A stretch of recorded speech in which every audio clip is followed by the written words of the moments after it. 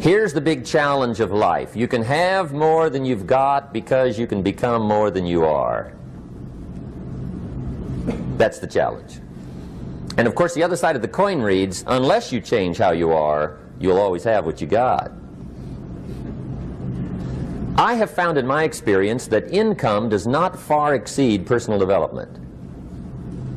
Now sometimes income takes a lucky jump, but sure enough, unless you grow out where it is, it'll usually come back where you are. Life has strange ways. If somebody hands you $1 million, best you become a millionaire quickly, so you get to keep the money. Otherwise, sure enough, it'll disappear. Somebody once said, if you took all the money in the world, divided it up equally among everybody, it would soon all be back in the same pockets. Incredible. Success is something you attract, not something you pursue. Success is looking for a good place to stay. So instead of going after it, you work on yourself. Personal development. See, the major question to ask on the job is not what are you getting. The major question to ask on the job is what are you becoming? See, the big question is not what am I getting paid here. The big question is what am I becoming here? Because true happiness is not contained in what you get. Happiness is contained in what you become. So that's our major subject for tonight, personal development. Of all the assignments Mr. Schoaf gave me at age 25, this was probably the most difficult. In fact, I'm still working on this one. I think it's an unending challenge to see what you can become. The next subject is called Basic Laws. And it's good to study the basics. And I call these basics primarily because they come from the Bible. Now, I'm not a theologian or a minister, and that'll be apparent. But Mr. Schoaf taught me that the Bible was a good textbook for ideas and stories and success equations, how to live the better life. I found out that was true. He also taught me that the Bible is as practical as it is spiritual, and I found out that's true. If you look at your bank account and your income and you're not happy, there's several places in the Bible to check to see what the heck's wrong so you can make the changes. And we're going to cover some of those tonight, called basics. Okay. The next subject is my favorite, setting goals. Mr. Schoaf taught me how to set goals. What a favor that was. One morning at breakfast, shortly after I met him, he said, Jim, let me see your current list of goals and let's go over them and talk about them. He said, maybe that's the best way I can help you get a better direction started. And I said, I don't have a list. He said, well, is it out in the car or home somewhere? I said, no, sir. I don't have a list anywhere. He said, well, young man, that's where we got to start. He said, I can tell you right now, if you don't have a list of your goals with you, he said, I can guess your bank balance within a few $100s. Which he did. And that got my attention. I said, you mean my bank balance would change if I had a list of goals? He said, drastically. That day I became a willing student how to set goals. And sure enough, learning how to set goals changed my life. And I often wondered why no one had ever taught me how to set goals up until age 25. I went to high school, but if they offered it, I missed it. I went to college for a year, never heard it. I worked for Sears. Really. And to my knowledge, Sears never taught it. Right? How to set goals. So here I am, age 25, married, my family's starting, I've been to college, I'm working, and I still don't know how to set goals. But fortunately, when I was 25, I met the man who taught me how, and it revolutionized my whole life. Economically, socially, personally, it's incredible. So I want to share with you tonight what Mr. Schoaf shared with me, how to set goals. It can be a life changer. Okay. The next subject is the negative part of the seminar. Life is part negative, so we got to talk about the negative. And this subject is called diseases of attitude. Diseases of attitude. There's a lot of things that can wreck your chances to do well. We live in a rather dangerous world, so you got to be not only wise, you got to be careful. Now, attitude diseases are just as bad as physical diseases, right? High blood pressure, heart trouble. I mean, a lot of things lace your chances to do well. So you've got to be careful. And attitude diseases are deadly. I mean, they'll destroy all the good things you start. Okay? So we'll go through those attitude diseases, how to spot them, how to look for them, what they are, and the cure. And I'm a pro on these because I've had them all, so I can give you excellent advice on these. Now, the last subject we're going to consider tonight is called the day that turns your life around. The day that turns your life around. And under this subject, we're going to talk about the emotions that can change your life. Human beings are emotional creatures, and emotions are powerful for life change. Now, of course, emotions are so powerful they can go either way on you. Emotions can either build or destroy. So you really have to employ emotions properly. We call civilization the intelligent management of human emotions. If you can intelligently apply your emotions in the right direction, no telling what can happen. Could turn your life around one day would be sufficient. So we'll talk about those. Okay. Now that's a lot to cover in one evening, but we'll keep at it here and see if we can't get it all done. I'd like to have you now jot down the theme of the seminar. Every seminar should have a theme, I guess. We've got one. It's on some of our literature if you happen to notice it, but if you didn't, for your notes, here it is. The theme of the seminar goes like this: the major key to your better future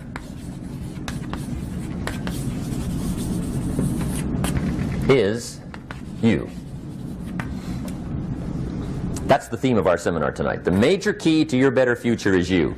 And I'd like to have you underline two words just to give it some added punch. Underline the word major and the word you, so that it reads, the major key to your better future is you. Now, my first suggestion is transfer this to a card or something where you can put it up, where you can see it every day.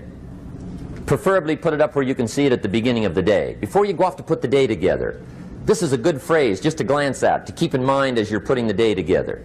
It's called the silent seminar. If you'll just let this talk to you during the day, I found it to be tremendously helpful. The major key to your better future is you. For a big share of my life now, I didn't have this one quite figured out. Among a lot of things I didn't have quite figured out. Many things used to puzzle me back in those early days. I used to wonder why two people could work for the same company, one make twice as much money. Now, see, that used to puzzle me. And maybe they were the same age, graduated from the same school, live in the same community, work for the same company, with the same products and the same services. They've got the same traffic, the same problems, and one makes $1,000 a month, the other one makes $2,000 a month. Now that was my puzzling question. Why would this long list be the same and the money twice as much? I asked, what's the difference between $1,000 a month and $2,000 a month?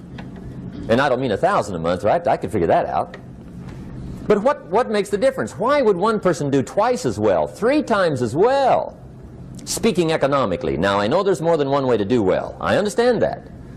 But in this little narrow area called compensation, what's the difference? Well, back then, with my faulty thinking, I'm trying to reason it out.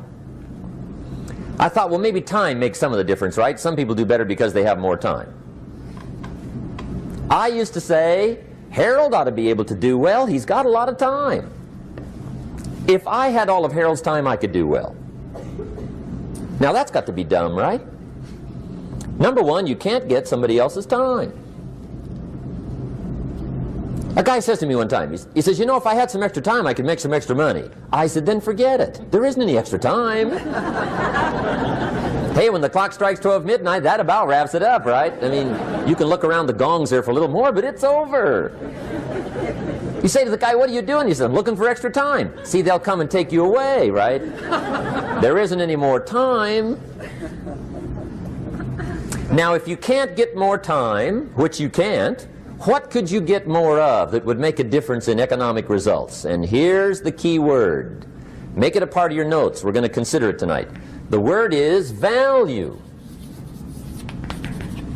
And I have a little phrase for your notes. Value makes the difference in results. Value makes the difference.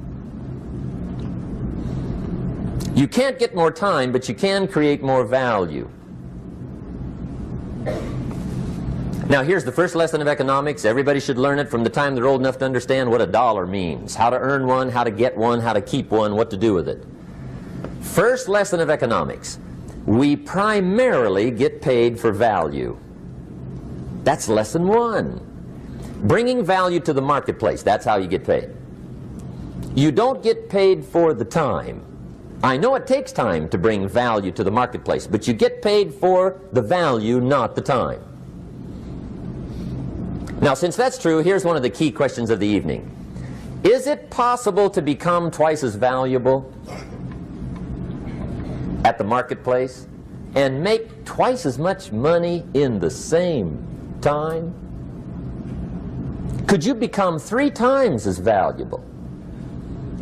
Make 3 times as much money in the same time? Is that possible? The answer is yes, if. And it's always if, right?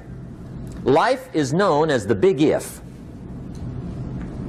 Harry Truman once said, life is iffy. How true. And here's the big if we're going to consider it tonight. It's possible to do much better at the marketplace if you go to work primarily on yourself.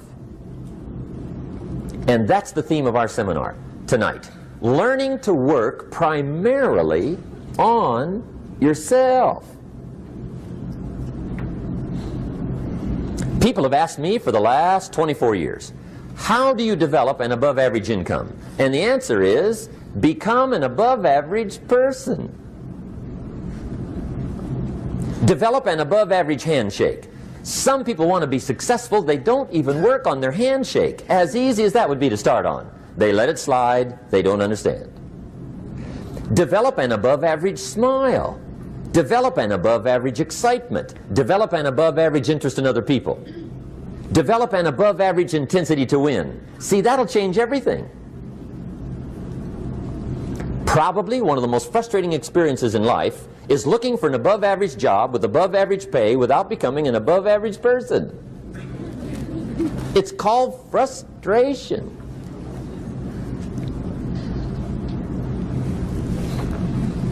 And Mr. Schoaf gave me probably the greatest clue he gave me when I first met him. He said, Jim, if you want to be wealthy and happy the rest of your life, just learn this lesson well. He said, learn to work harder on yourself than you do on your job.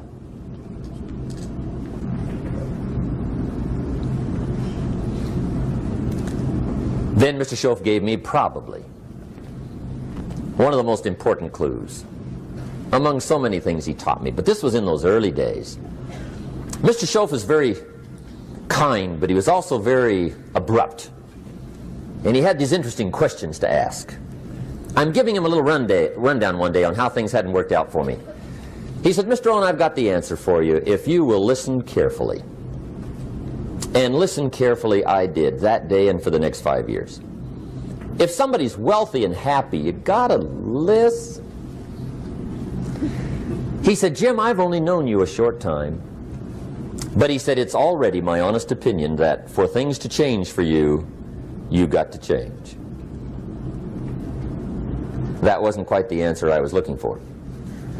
But that's the answer he gave me, and I pass it along to you on this warm summer evening in Anaheim, California, 1981. For things to change for you, you've got to change. Otherwise, it isn't going to change. Before I met Mr. Schoaf, I used to say, I sure hope things will change. Right? That seemed to be my only hope. If it isn't going to change, I'm in serious trouble. And then I discovered it isn't going to change, so I'm in serious trouble.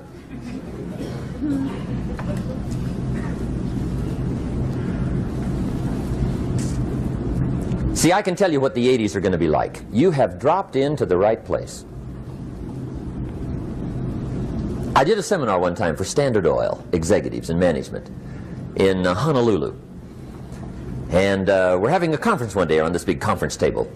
And one of them said to me, Mr. Rohn, you know some fairly important people halfway around the world. What do you think the 80s are going to be like? I said, gentlemen, I do know the right people. I can tell you. So they all listened very carefully. And I said, gentlemen, based on my wide experience, I can really honestly say to you, in my opinion, in the 80s, it's going to be about like it's always been. Aren't you glad you came? That's inside. I don't pass that around just everywhere. Now, of course, I said that to make a point, but I also said it because it's accurate. It's going to be about like it's always been. It isn't going to change. The tide comes in, and then what? It goes out. For 6,500 years that we know of, recorded history, and probably long before that. So it is not going to change. It gets light, and then what? It turns dark. 6,500 years. See, it's not likely to change. And we're not to be startled by that. If the sun goes down, the guy says, what's happened, what's happened? It means he hasn't been here long, I guess, right? It always goes down about this time. The guy says, well, I don't like that arrangement. Well, you got to talk to somebody besides me, right? It gets light, then it turns dark. In rotation, the next season after fall is what?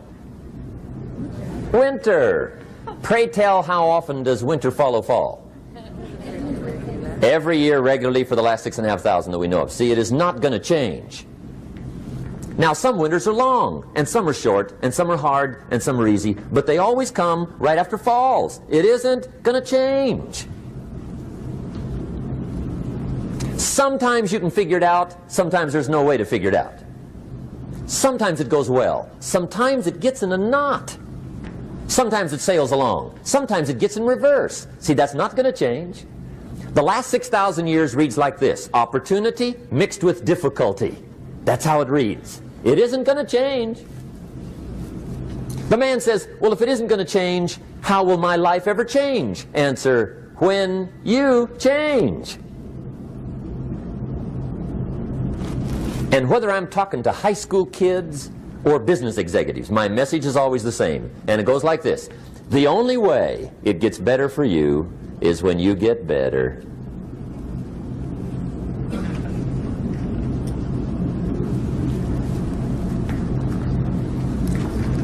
Let me give you the 4 major lessons in life to learn. Here's 4 majors. It's good to study the majors. In our weekend seminar we teach, some people don't do well because they major in minor things. You've got to be on the lookout. At the end of every week, end of every month, you've got to check, make sure you're not spending major time on minor things. Okay, we go through that whole series. Majors and minors.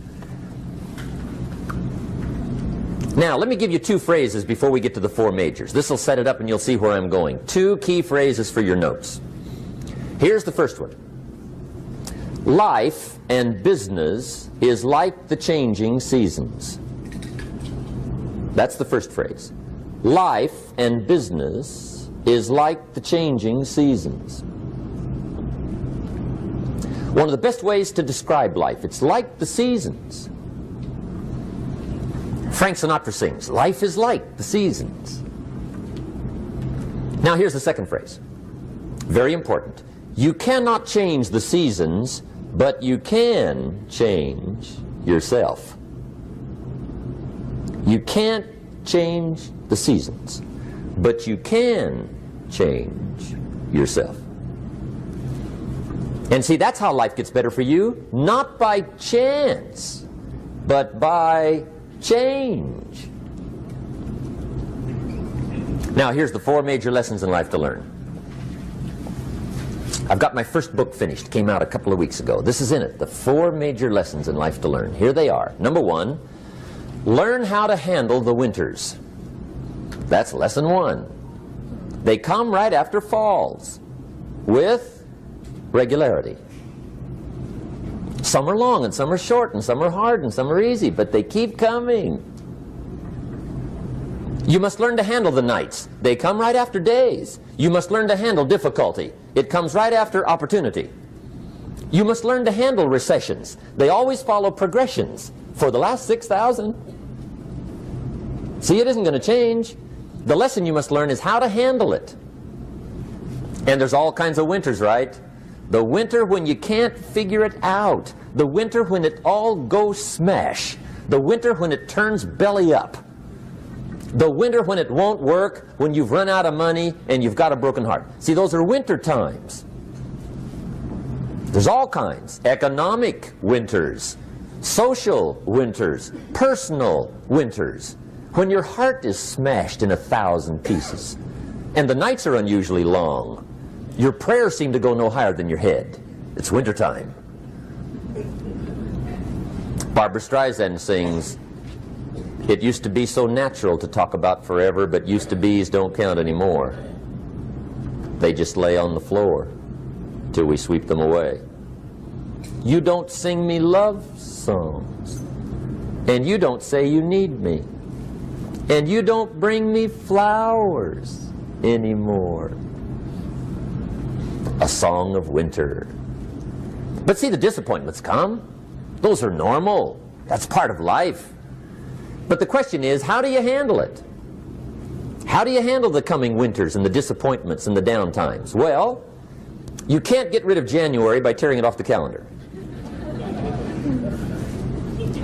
But here's what you can do. You can get stronger, you can get wiser, and you can get better. The winters won't change, but you can. And that's how life changes for you. See, before I understood, when it was winter, I used to wish it was summer. I didn't understand. When it was hard, I used to wish it was easy. I didn't know. And then Mr. Schoaf gave me a part of his very unique philosophy when he said, "Don't wish it was easier, wish you were better." See, that triggered my whole life change. Don't wish for less problems, wish for more skills. Don't wish for less challenge, wish for more wisdom. That's the key. So that's lesson one, learn how to handle the winters. Here's lesson two, learn how to take advantage of the spring. That's the second one. Spring is called opportunity. And spring follows winter. What a great place for it. If you were going to put it somewhere, that'd be the place to put it, right after winter. And pray tell, how often does spring follow winter? Every year with regularity, 6,000. You can almost count on it. See, opportunity always comes. Days follow nights. Isn't that terrific? Opportunity follows difficulty. But here's what you must learn to do. Underline these two words in that key phrase. Take advantage. Underline those two. You must learn to take advantage of the spring. See, just because spring rolls around is no sign you're going to look good come fall. You gotta do something with it. In fact, you have to get good at one of two things in life. Planting in the spring or begging in the fall. Or get somebody to do it for you. See, those are about the only alternatives.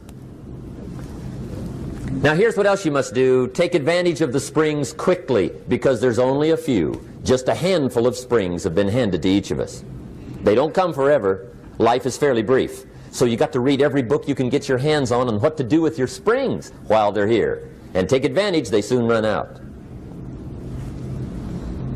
The Beatles wrote, "Life is so short." And for John Lennon, it was extra short. But life is brief. Elton John sings, "She lived her life like a candle in the wind." It's brief. So whatever you're going to do with your life, you got to get at it. Don't just let the springs pass. Here's the third major lesson in life to learn. Learn how to protect your crops all summer. You got to take care of what you start.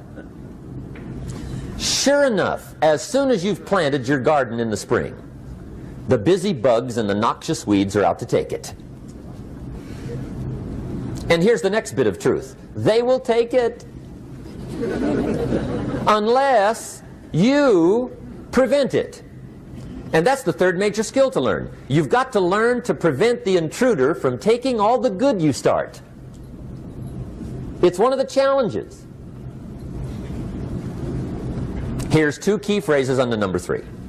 First one, all good will be attacked on this planet. Maybe not the next one we get to, but on this one, all good will be attacked. Every garden will be invaded. Not to think so is naive. And here's the second phrase. All values must be defended. Political values, social values, community values, family values, marriage values, friendship values, business values. Every garden must be tended all summer. Third major lesson. Now here's number 4. Fourth major lesson in life to learn. Learn how to reap in the fall without complaint. Learn to reap come harvest time without complaint. Take full responsibility for what happens to you. It's one of the highest forms of human maturity, accepting full responsibility.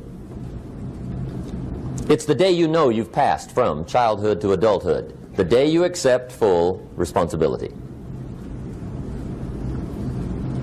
And another note. Learn to reap in the fall without apology.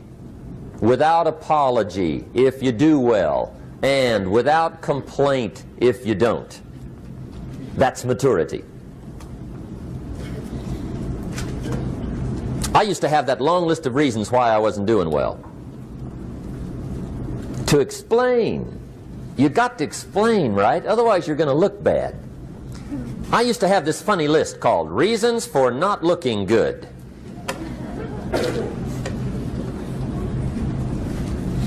I used to blame the government. I mean, you can believe that or not. It was at the top of my list. I had a lecture second to none. The government. That was on my list. I used to blame taxes. Look what you got left after they take everything. And they expect you to do well. That was on my list there. Prices, that one's easy, right? You walk into the supermarket with $20, come out with a little half bag. So I had that on my list. I used to blame the weather. I blamed the traffic. I used to blame my car. I blamed the manufacturers. I used to blame the company. I blamed company policy. I used to blame the training program. I blame my negative relatives. They were always putting me down.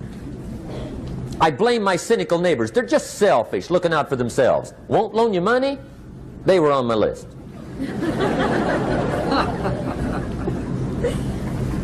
I used to blame the economy.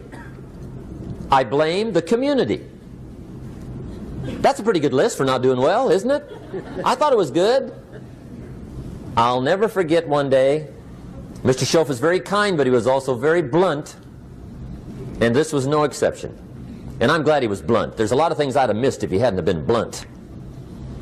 One day, with sort of a curious look on his face, he said, Jim, just out of curiosity, tell me, how come you haven't done well up until now? Excellent question. I thought, well, so I won't look too bad, I'll go through my list. And this list I just gave you, I put that on him. And he was very patient. He let me go through the whole thing, the government, the weather. I went through this whole thing. When I finished, he looked my list over very carefully. He said, Mr. Rohn, big problem with your list. You ain't on it. How brilliant.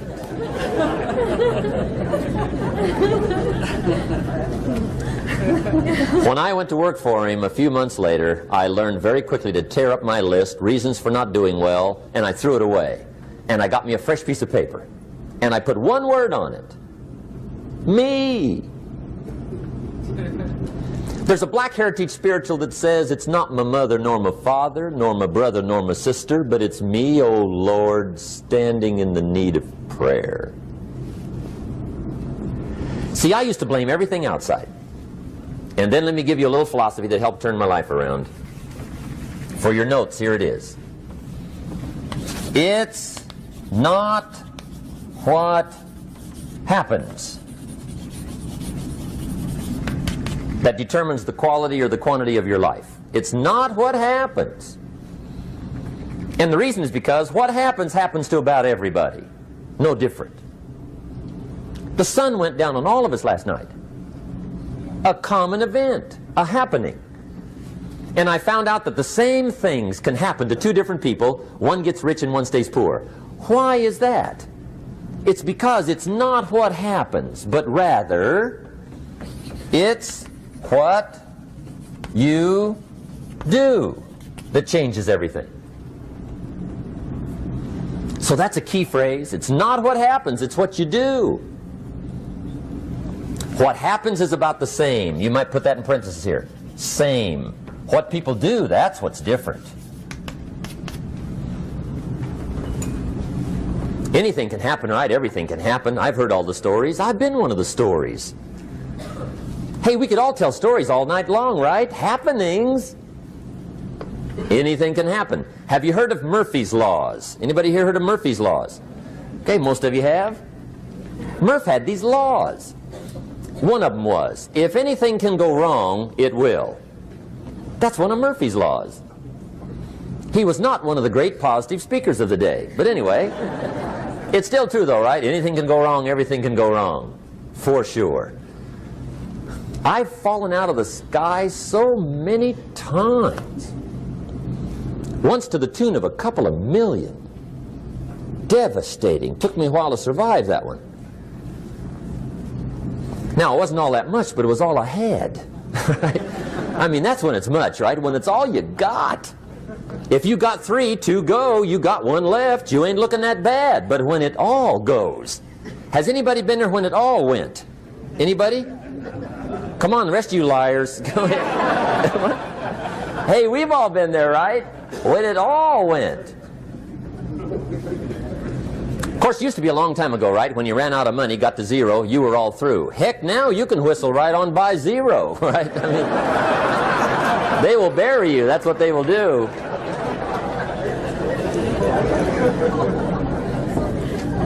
But see, those are the happenings, right? Everything can happen. Anything can happen. But it's not the happenings. It's what you do about it. Somebody says, yeah, but you don't understand the disappointments I've had. Come on. Everybody's had their share. Disappointments are not special gifts reserved for the poor. Everybody has them. The difference is what you do about them. It's not the weather. I used to blame the weather, and I discovered it rains on the rich. So see, that won't help. 2 men wake up one morning, there's a rainstorm on. One of them looks out his window, sees the rainstorm, and he says, wow, what a storm. With weather like this, they can't expect you to go out and make sales. He stays home. Same morning, the other guy looks out his window, sees the same storm, says, wow, what a storm. But he says, you know what, with weather like this, what a great day to go out and make sales. Most everybody will probably be home. Especially the salesman.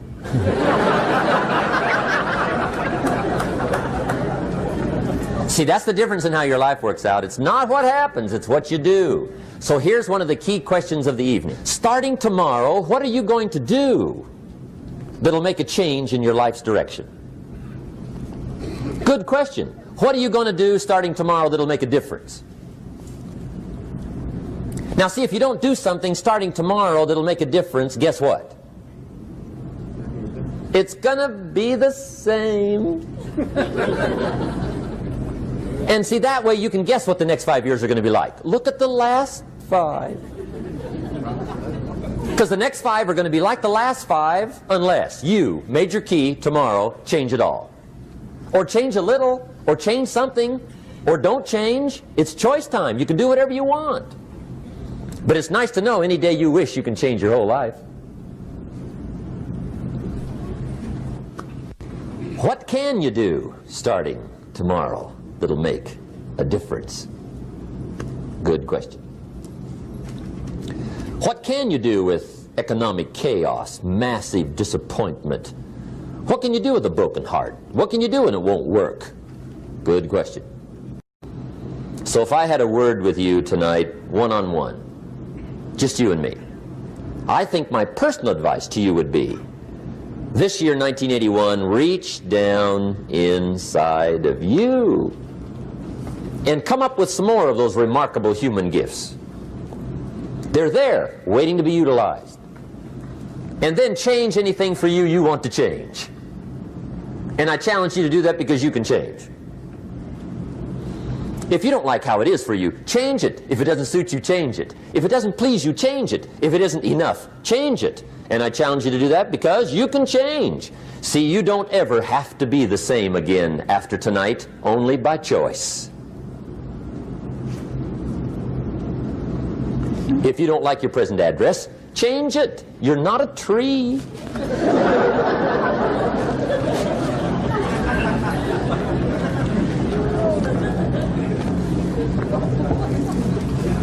Now, let me give you 3 steps to personal development. Let's get down to the nitty-gritty. What does it take to really make the changes starting tomorrow? It takes more than philosophical pronouncement. I know that. It also takes more than enthusiasm. I know we're hearing a lot about enthusiasm these days, but see, that just won't do the job. We're still hearing the old cliches of the 30s, right? To be enthusiastic, you must act enthusiastic. But see, that's not going to help. After you have leaped about, there are some things you got to do, or it isn't going to change. See, you can get all excited about lifting 200 pounds till you get to the gym. And then you need a new excitement. And the new excitement is called discipline. Major step to human progress. Discipline. If there's one thing to get excited over, that's it. Get excited over your ability to make yourself do the necessary things. What could you make yourself do starting tomorrow that would change it all? No! Tell him. Now, see, that's exciting. On any given day, you can massively change the direction of your life. Murder is a clear example that any one person on any given day can forever alter the course of their life. It just happens to be a negative act. But just as sure as you can commit a negative act, you can also commit a positive act and forever alter your life, whenever you wish. Now that's exciting. And whatever that act might be that changes your life.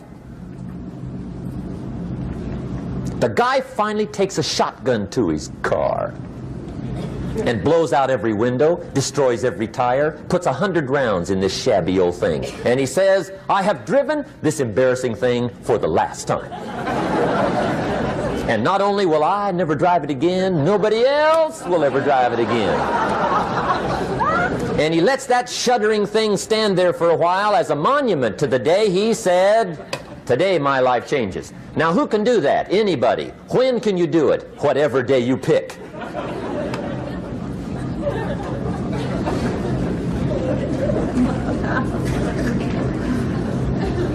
Now here's the key to discipline. Start with the little disciplines, get excited over the little disciplines, and get right on those, because those will lead to the big ones. You can't handle the big challenges in life unless you take on the little ones. Make a list of all the things you can do, get right on those, discipline yourself for those, both for the results and for the muscle and for the practice, so that when life hands you some big challenges, you'll be ready, you'll have the muscle. But see, if you don't handle the small ones, you can't take care of the big ones. Okay, here's what else it takes for life change. Self-motivation. Key phrase, self-motivation. I don't know why we call it self-motivation. It's really the only kind there is. You got to motivate yourself. Because I found out you can't change people. They can change themselves, but you can't change them. Lord knows some I've tried. But see, it won't work. People have to change themselves. I learned some of those lessons early. I built a little sales organization way back in those early days. I'm 25. And I had some nice people. I said, I'm going to make these people successful if it kills me. I almost died. Right? I mean, you can't do that.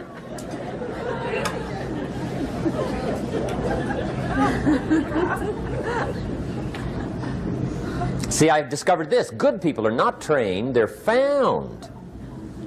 You find good people. You don't make them good, you find them good. Training really is for the purpose of finding good people. You don't need much instruction for a good person. Too much training probably means you got the wrong people.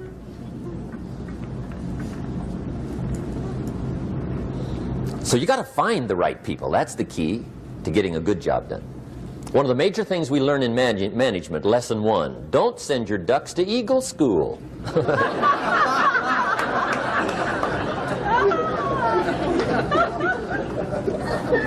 Because it won't help. I mean, I'm telling you, it won't help, no matter how good your school is. And the little eagle badge and little eagle hat, I'm telling you, it won't help. It won't help.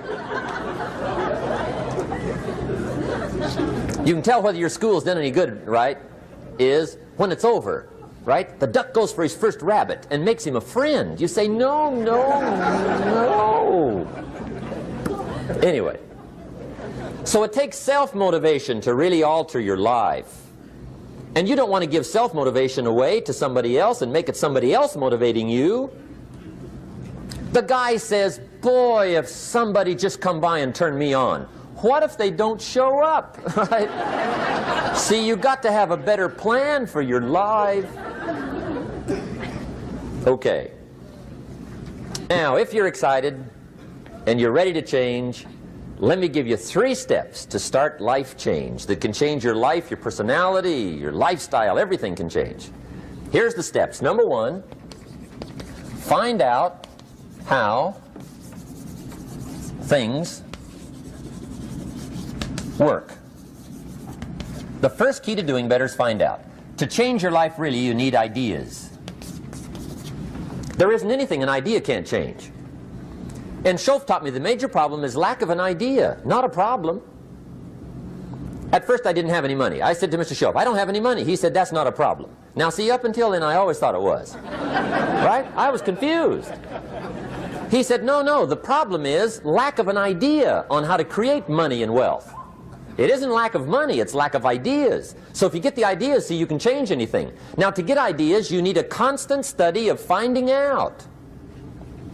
Now Schoaf also said, when you find out something that works, put the information in your journal. Don't use your head for a filing cabinet. Put it in your journal so that you can do the next best thing. Repetition, repetition, repetition. Go over it. And if you repeat it, go over it, sure enough, someday, some mysterious day, the idea takes root, starts to grow, and shows up in your bank account, and your dress, and your personality, and your lifestyle. But capture the ideas in your journal. Find out how things work. Schoaf gave me this word for my life change. He said, study. Great word. If you wish to be successful, study success. If you wish to be happy, study happiness. If you wish to be wealthy, study wealth. Don't leave it to chance. Make it a study. Some people just go through the day with their fingers crossed. See, that won't do it. You've got to study the things that can change your economic, social, spiritual, personal life. Now here's a qualifying phrase. And we'll have several of these qualifying phrases throughout the seminar. Here's the first one. You may not be able to do all you find out. I understand that. You may not be able to do all you find out, but you should find out all you can do. See, you don't want to wind up at the end of your life and discover that you've lived only 1/10 of it. And the other 9/10 went down the drain. Not for lack of opportunity, for lack of information. So that's number 1, find out how things work. Now here's the best human virtue for finding out, curiosity. Make a note of that. Curiosity. Be curious. You might add a word to it that'll help. Childish curiosity.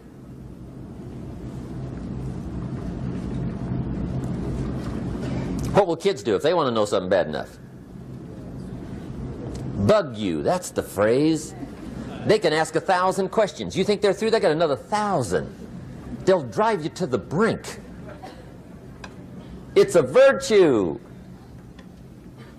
when you gotta know. Be like a child. In fact, Jesus, the master teacher, said, unless you can become like little children, you might as well forget it. You don't have a prayer. Excellent advice. You got to be like children. 4 ways, in my opinion, to be like a child.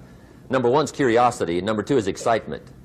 Get excited like a child over your ability to make yourself do anything for change. 3rd is faith.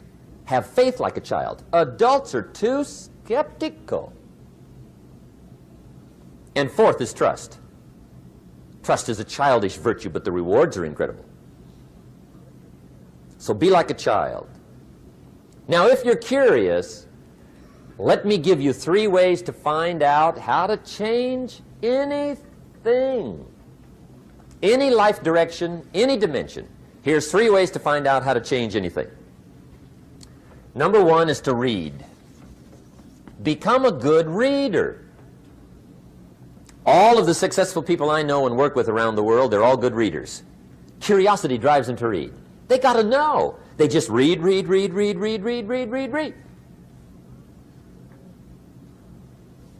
Become a good reader.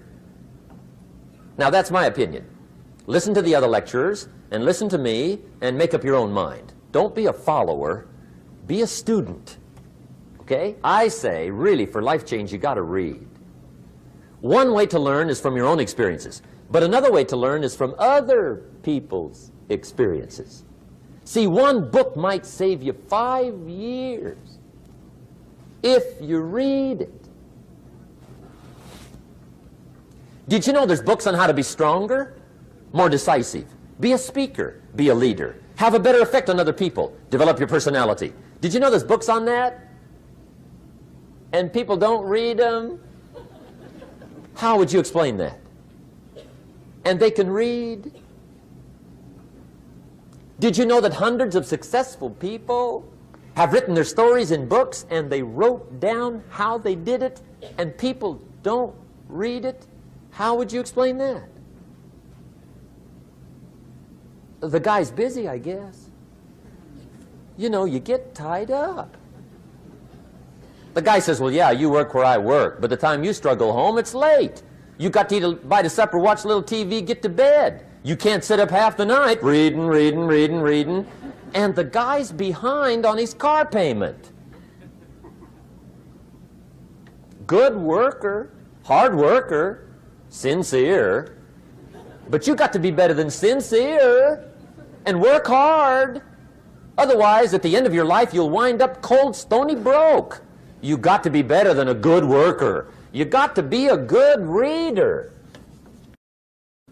The whole world is governed by laws. The universe, in fact. Laws. We call it the law of electricity. We call it the law of gravity. There's mathematical laws. There's physical laws. Speed and velocity laws. Agricultural laws. There's all kinds of laws. Now that we find ourselves on the spinning planet, you just have to learn what I call the setup. Learn the setup. Life's setup. Now, we didn't set it up, but we're here, so you got to learn it. And we should learn the setup for 2 basic reasons. Number 1, to keep from getting hurt. It's one of the major reasons for learning, so you won't get hurt. See, economically, socially, personally, you can get hurt just not knowing. Ignorance is not bliss. Ignorance is poverty. Ignorance is tragedy. You got to know, or you're going to get hurt. It's good to know not to walk out the 10-story window. That's excellent information. Now, what if a guy didn't know and he walks out? Now he's dead at the bottom. Somebody says, well, the poor guy didn't know. You got to know, or you're going to get hurt. Okay. Now, here's a parenthesis. You don't have to like the setup. I don't ask you to like how it is. That's not what's important. But it is important to learn how it is.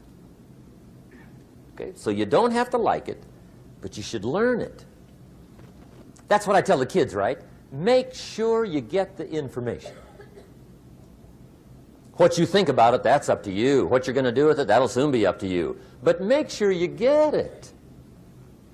See, there's nothing worse than being stupid. Nothing. I mean, being broke is bad, but being stupid is awful. And what's really bad is being broke and stupid, right? That's about the end of the world. I mean, there isn't anything much worse than that. Unless you're sick. Sick, broken, stupid. I mean, that is it, right? There's nowhere else to go. So make sure you get the information. It's key. You don't have to like it, but learn it. If this big monstrous thing lifts up in the sky, hangs there for a little while, cuts loose, comes crashing down, boom, shakes the ground for 5 miles. And then this big monstrous thing lifts back up in the sky, hangs there for a little while, cuts loose again, comes crashing down, boom, shakes the ground for 5 miles. It just keeps doing it, this big monstrous thing, lifting up and then crashing down, boom. Now, you might come along one day and say, that's got to be a stupid arrangement, which is okay. You're entitled to your opinion. But the first thing you should learn to do is get out from under it, right? That's number one. You might have a great moral argument. You might want to shake your finger at the sky, but do it from over there, right, so you don't get smashed. It's called your basic smart. So number one, learn so you won't get hurt. Whether you like it or not, learn. Now here's the second reason for learning, the setup, to benefit. It's called the plus of life. And that's what life is, right? Both minus and plus. The minus is tragedy, heartache, misery, failure, unhappiness. But life is also happiness, prosperity, good feelings. So here's the key. Learn to get on the good side of the way things work.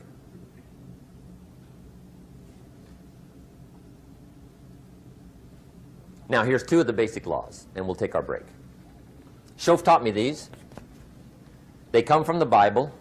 Now again, I'm an amateur, okay, when it comes to the Bible. I'm not a pro. So you'll sort of have to take my way of putting it. But here they are. The first one is the law of use. The law of use. And it goes something like this. Whatever you don't use, you lose. Lack of use causes loss.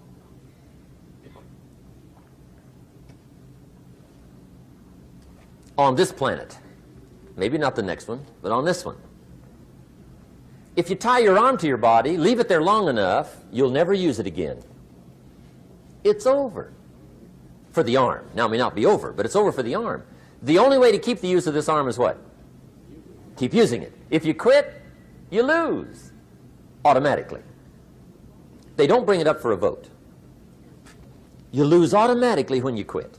Now, the same thing that goes for your arm goes for your brain, mentality. The same thing goes for all the human virtues. Ambition, unused, declines. Strong feelings, unused, diminish. It doesn't grow, it diminishes. Faith, unused, decreases. It's a law. Vitality, unused, diminishes. Energy, unused, decreases. The guy says, well, I'm going to save up my energy. You can't do that. That's like trying to save today, put it on the end of the year. See, you can't do that. They'll come take you away. If you don't use today, what? It's lost. The guy says, well, I'll work twice as hard tomorrow to make up for it. See, that's foolish. You could have done that anyway. Today, unused is lost. A talent unused is lost. An ability unused is lost. So here's one of the key expressions of the evening. Take a new inventory of yourself. Starting tomorrow, new project. Take a new inventory. And make sure that all of your talent and ability and mentality and ingenuity and vitality and strong feelings, faith, courage, make sure that all you've got's being used. Otherwise, you lose. Now, one of the best illustrations of the law of use is a Bible story called the Parable of the Talents. The talent story. Interesting story if you haven't read it in a while. Just review it. It's a good story. An ancient story. It says there was a master with 3 servants. He got them together one day and he said to the 3, I've got these talents. And in those ancient days, a talent was a measure of gold. And he said to the 3 servants, take these talents and see what you can do with them while I'm gone. He said, I'm taking a journey and I'll be gone for a while. When I come back, we'll get together, go over the book, see how you did. He said, here's 5 of these talents for you. 5. Here's 2 of them for you. 2. And here's 1 for you. 1. The master said, take those talents, see what you can do with them. When I come back, we'll get together, we'll go over it all. The servant said, okay, master takes off. According to the ancient story, the master comes back from his trip. When he gets back, he gets the 3 servants together, and as he said he would, he asks, how did it go with those talents? You were 5. What happened? That servant said, well, I took the 5 talents you gave me, and I put them to work. A little shaky at first, but he said things finally got rolling. And he said, I poured it on. And he said, my talents grew to 7, 8, 9, 10. He said, I doubled my talents from 5 to 10. Books will show. Master said, one heck of a job. Or something like that. He said, I gave you 2 talents. What happened? That servant said about the same thing happened to me. I put those 2 talents to work, poured it on, they grew to 3 and then to 4. He said, I doubled my talents from 2 to 4. Books will show. Master said, well done. He said, I gave you 1 talent. What happened? That servant said, well, I took the talents you gave me and I carefully wrapped it and I dug a hole and buried it. And camouflaged it, I suppose, right, so nobody would steal it. And he said, fortunately, nobody got it. And he said, I knew you were going to be here today, so I dug it up. Here it is, safely wrapped. I did not lose it while you were gone. According to the ancient story, the master said, take that talent away from him and give it to the man that's got 10. Now you might say, well, I don't like that arrangement. The poor guy's only got 1 talent. He's already got 10. It ought to be more even. Remember, I didn't ask you to like it. But this one I would ask you to learn, because it simply means whatever you do not employ, you forfeit. It's a law. So learn well the law of use. Now here's the second one, and we're going to take our break. Second law from the Bible. This one we've heard since we were small, I'm sure. It's called the law of sowing and reaping. In fact, we've probably heard it so often we could quote it. It says, whatever you sow, what? You shall reap. Fairly blunt, hopefully clear. Here's my first suggestion on the law of sowing and reaping. Don't try to beat it. You might as well try sitting on the sun in the morning. Keep it from coming up. You'll have better luck. Whatever you sow, you reap. Now, for a fair share of my life, I'm a bit mixed up on how all this applies. Among a lot of things I was mixed up on. I knew I wasn't reaping too good. That I understood. My problem was I was confused about what was causing it. Remember me with the funny list? I thought those are the reasons why it isn't working out well. And then Mr. Schoaf gave me the clue that helped me figure it all out. He said, Mr. Rohn, I have another answer for you. There's another way to quote this law that'll show you where the problem is so you can go to work on it right away. All you need to know is where the problem is, then you can go to work on it.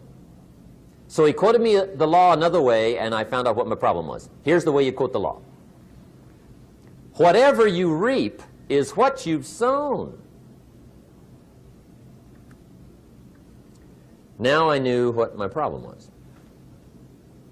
Whatever you reap is what you've sown. If you don't like the crop, who do you look up? Answer, whoever planted it.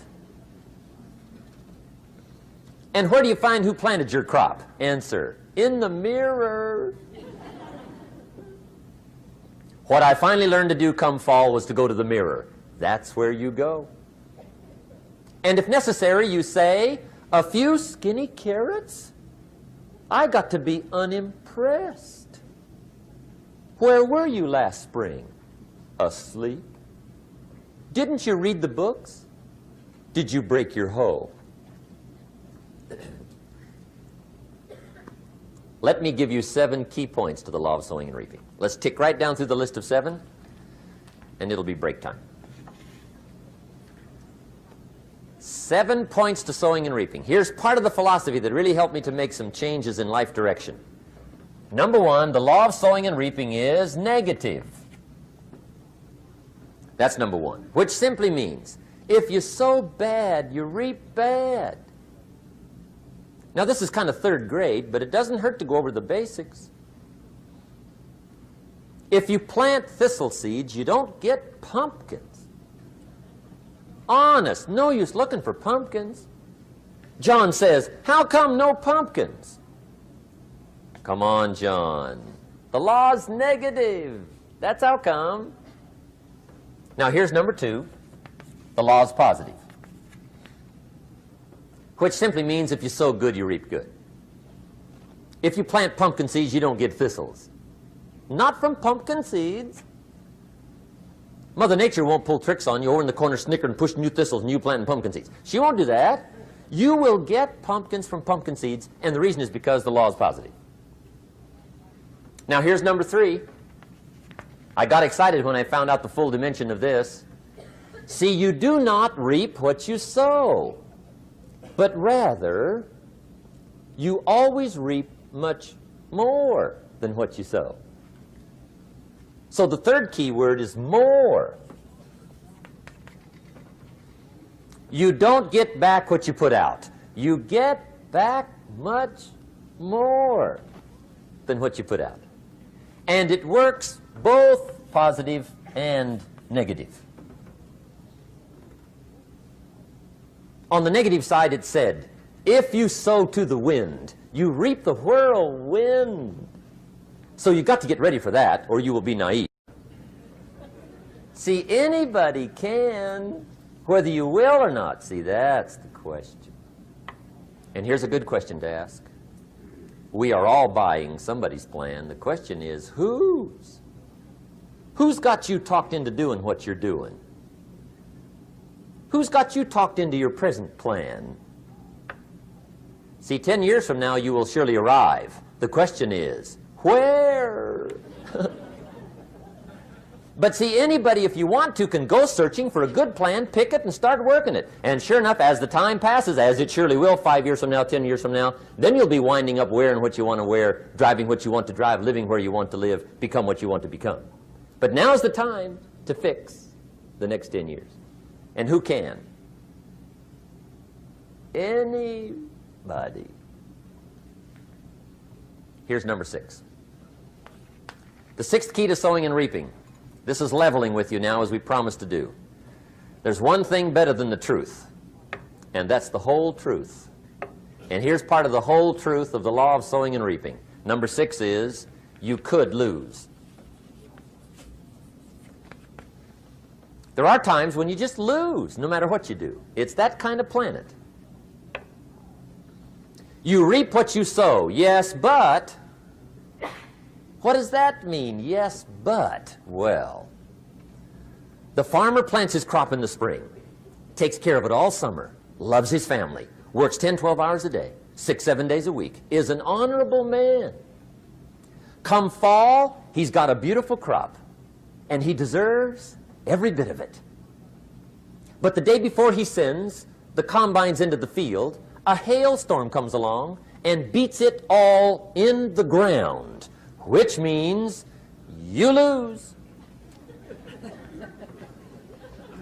Somebody says, well, what did he do wrong? Answer, nothing. It's just that kind of planet. Sometimes it's going to hail on your crop and rain on your parade, so you got to get ready for that or you will be naive. That's just part of the life arrangement. And don't press me why. I was not in on some of the original decisions here, so I don't know how it got set up. But there's just times, sometimes you lose. That's part of life. But now here's number 7. The 7th key to sowing and reaping. And it goes like this. It's just another way to quote the same law. And it goes like this. If you don't sow, that's just another way to quote the law. If you don't sow, what? You don't reap. You don't even have a chance. So if you looked at your game plan tomorrow, you might come to the quick conclusion, I got to get some sowing going. How true. Get you some sowing going. And remember, you've got plenty of time. You've got all the time there is. Some people spend enough TV time to make a fortune.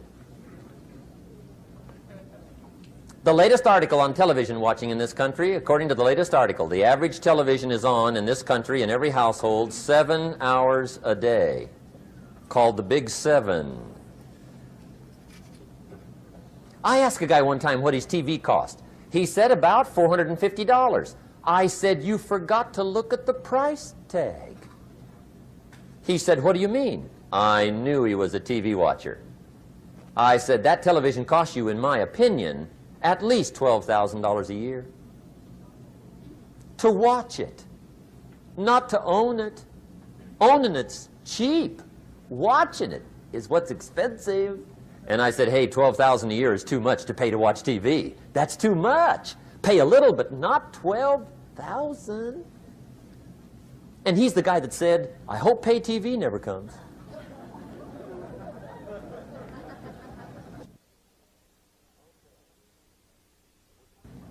Okay. We're trying to cover an awful lot tonight, I realize that. But my time schedule is such that we just have to sort of give it all to you and let you sort the rest out. I wish we had plenty of time for questions and answers and that whole thing, but our time is just limited. But we are trying to go through an awful lot, I realize that. But looks like everybody's getting it. This is about the note-takingest crowd I've seen in a long time. Incredible. Does anybody have 5 pages yet? Anybody? Oh, fantastic. Incredible. Okay. Maybe you heard the story about the preacher down in Texas, southern part of the country. He was an evangelist back in the horse and buggy days. And he was very good at being an evangelist, and a lot of people used to come and hear him preach. And one day he put up his tent in one of these Texas towns and expected a big crowd as usual, come and hear him preach. And he got there, first night of the tent revival, walked in. 7:30, time to start. And to his surprise, the tent was empty. He thought, well, something must be drastically wrong. So he waited till 7:45, nobody showed up. 8 o'clock, zip. Finally, 8:15, one lone cowboy wandered up on his horse, tied his horse up outside, came in, sat down on the front bench, right, waiting for something to happen. The preacher thought, well, at least I better go down and talk to the cowboy. So he walks down, talks to the cowboy, and he says, cowboy, I'm the preacher. And he said, I don't know what to tell you. Something's gone wrong. He said, this tent was supposed to be full of people. He said, I'm embarrassed. He said, you're the only one that showed up. And he said, I really don't know what to do. And the cowboy said, well, I'm not a preacher, so I really can't tell you what to do. You know, he said, I'm just a cowboy. But he said, I know this, if I went out to feed my cattle and only one showed up, I'd at least feed it. The preacher thought, hey, the cowboy is right. If you've got a good idea to share, you should share it, if there's 1 or 1,000. So he got kind of inspired by this conversation, and he jumped up on the platform and started to preach, as if the tent was full of people, just exploded. And he went for an hour and 15 minutes, just kept rolling. Finally, he quit. And when he finished, he came down off the platform, talked to the cowboy again. Says, well, cowboy, what did you think of my sermon? And the cowboy said, well, I'm not a preacher, so I really can't tell. You know, he said, I'm just a cowboy. But he said, I know this. If I went out to feed my cattle and only one showed up, I'd feed it, but I wouldn't dump the whole load on it.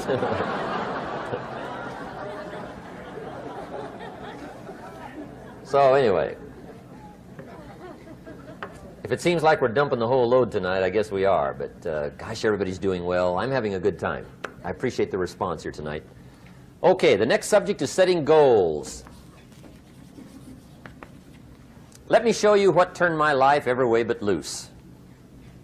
Mr. Schoaf dropped this idea on me, changed me completely. Setting goals. Here's what can easily happen if you don't set goals. It's easy to let life deteriorate into making a living instead of designing a life. And we all have a choice. Make a living or design a life. It's easy to get trapped by economic necessity and settle for existence rather than substance. That's easy. But the best advice I can give you on how to break out of that trap is to learn how to set goals. Mr. Schoaf put it to me this way. He said, Jim, if you had enough reasons, you could do the most incredible things. I never forgot how he put that. If you have enough reasons. See, reasons will change your whole life. Mr. Schoaf said to me, he said, Mr. Rohn, I think you've got plenty of intelligence, you've got plenty of talent, you've got plenty of ability. Probably what you lack is plenty of reasons. He said, I don't think your current bank balance is a true indication of your level of intelligence. I was happy to hear that. He said, I think you're much smarter than your present bank balance indicates. And that turned out to be true. I was much smarter. But of course my first question was, well then why isn't it bigger? And he said, you don't have enough reasons. You've got enough intelligence, but not enough reasons. So see, reasons can change your life. Here's what else I found out. Reasons come first, answers come second. You don't get the answers to do well till you get the reasons. Life has a mysterious way of hanging on to all the answers and only gives them up to the people that are inspired by reasons. So reasons make the difference in how your life works out. Now, what are some of the reasons for doing well? Let's go through a quick list called Reasons for Doing Well. First is personal reasons. Some people do well for recognition. Some people do well for respect. Some people do well for the way it makes them feel. They love the feeling of being a winner. Those are good reasons.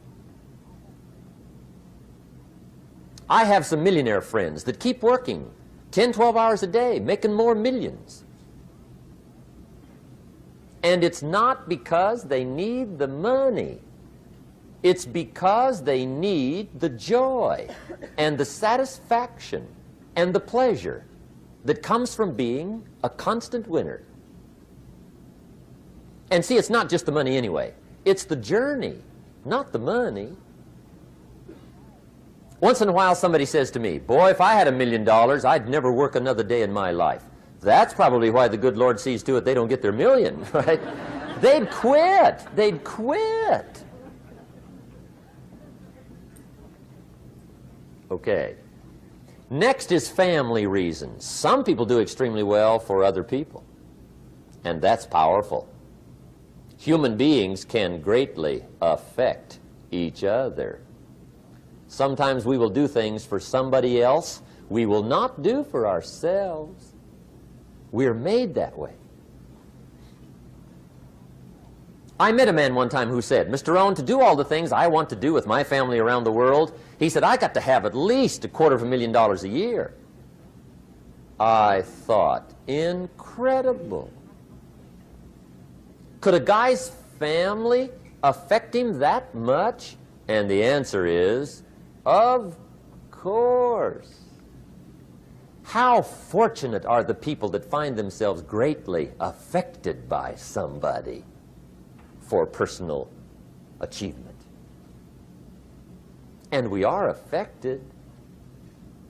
The writer of a recent song said, "If not for you, the winter would hold no spring, couldn't hear a robin sing. I just wouldn't have a clue if not for you." So we can be affected. That might be one of the most stimulating reasons to do well, finding somebody. When Andrew Carnegie died, the wee little Scotsman that built the big steel industry, when he died, they opened up his desk, and in one of the desk drawers, they found a slip of paper. On that piece of paper, Mr. Carnegie had written his goal for his life, and he wrote it when he was in his 20s. And on that piece of paper, it said, "I'm going to spend the first half of my life accumulating money. I'm going to spend the last half of my life giving it all away." What a goal. He got so inspired by that goal that the first half of his life, he accumulated $450 million. And the last half of his life, he gave it all away. Good question tonight. What's got you turned on? What's got you bombed out of sight to get up early and stay up late and hit it all day? Next question. What's got you turned off? When I found the answers to those two questions, my life exploded into change. I finally found out what had me turned off, and I got that cured. And then I got me a long enough list of reasons to turn me on. And once the lights went on for me, age 25, they've never gone out. I've fallen out of the sky a few times, but I've never lost that drive to make something unique out of my life. See, reasons altered my whole life. Now, there's another list of reasons called nitty-gritty. Hard little reasons. Sometimes those little reasons are the most powerful reasons that can change your life. Sometimes it doesn't take much. I now carry several $100s in my money clip. It's only a few $100s, but it was one of those reasons turned my life around. Just before I met Mr. Shoaf, I heard a knock at the door. I go to the door, and there's a little girl standing there about this tall selling Girl Scout cookies. And she gave me one of the finest sales presentations I've ever heard. Special deal, several flavors, this whole package of stuff, $2. And with a big smile, she very politely asked me to buy. And I wanted to. Big problem. I'm broke. I don't have $2. And to this day, I can remember the pain and the embarrassment. I'm a father, I'm a husband, I've been to college, I'm working, I'm 25, I don't have $2. And I didn't want to tell her that for some reason. So I did what I thought was next best. I lied to her. I said, "Hey, look, I've already bought lots of Girl Scout cookies. I've still got plenty stacked in the house," which was not true. But it seemed to get me off the hook for the moment. She said, "Well, gosh, that's wonderful. Thank you very much." And she went away. When she left, I closed the door, and that was the day I said to myself, I don't want to live like this anymore. I've had it with lying, and I've had it with being broke. I'm never going to let this happen to me ever again. I promised that day I would work as hard as possible and would always carry plenty. It took me a little while, but now I do. It was one of those reasons. And I guess I carry plenty for two reasons. One is the way it makes me feel, but also in case I bump into another Girl Scout selling cookies. right? I'm ready.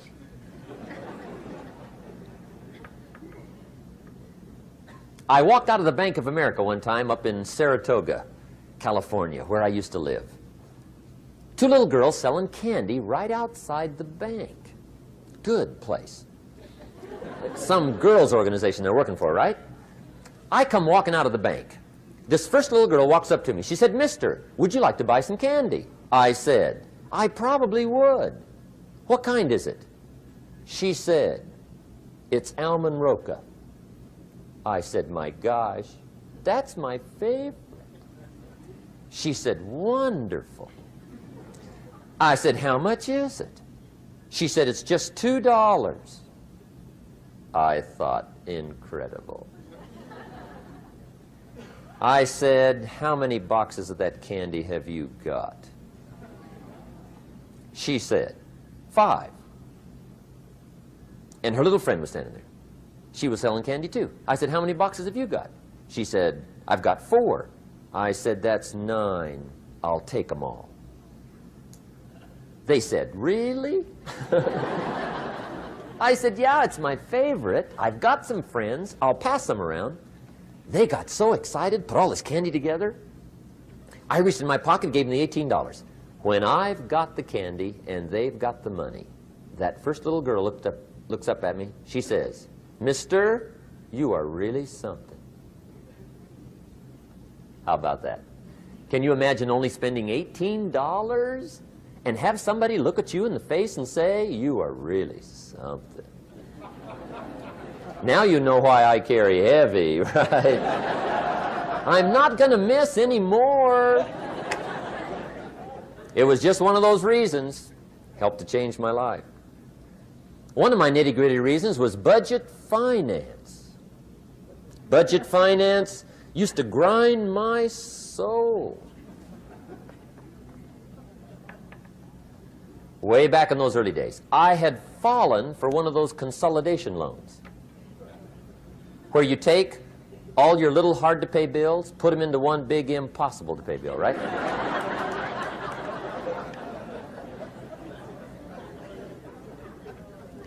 I would get 4 or 5 payments behind. This one guy used to call me day and night. I don't think they're allowed to do that anymore. Harassed me. Threatened to run me in front of the judge. Threatened to ruin my credit. Threatened to embarrass my family. One day he said, "We're going to come get your car, drag it rear end up down the street in front of your neighbors." The guy even called me a flake. And back in those days, I'm broke, I'm pitiful, there's nothing I can do about it. But I never forgot how the guy treated me.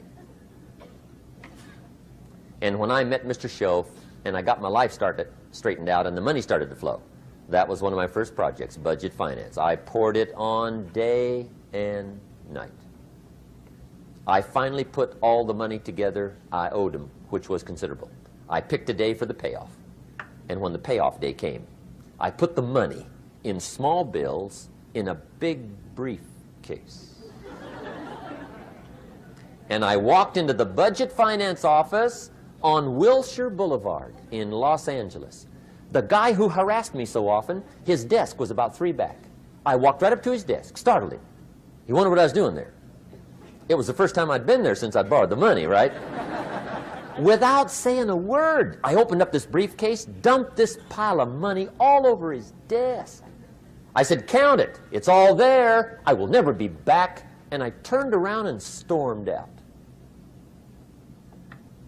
Now, that might not be noble, but if you haven't tried it, you've got to one time.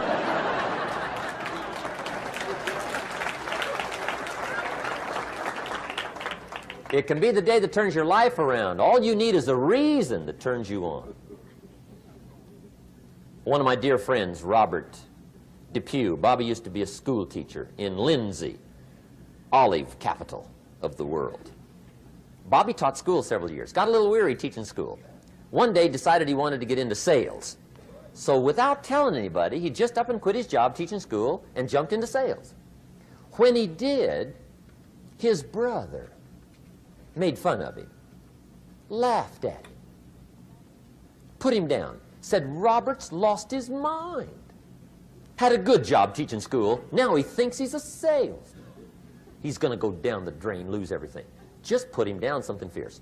Bobby said, the way my brother acted when I got into sales, he said, that made me so mad. I decided to get rich. And my question for you tonight is it possible to get that mad? Of course. Wealth is not a matter of intelligence. It's a matter of inspiration. Today, Robert happens to be one of my millionaire friends. Bobby's rich.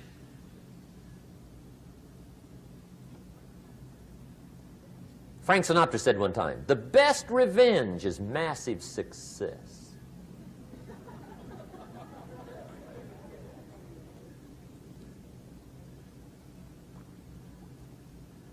Hey, get you a long enough list of reasons so that after tonight you never lack for inspiration. You might not have all the answers right away, but you can get the answers if you can get the reasons. Now, let me give you a little simple formula for goal setting.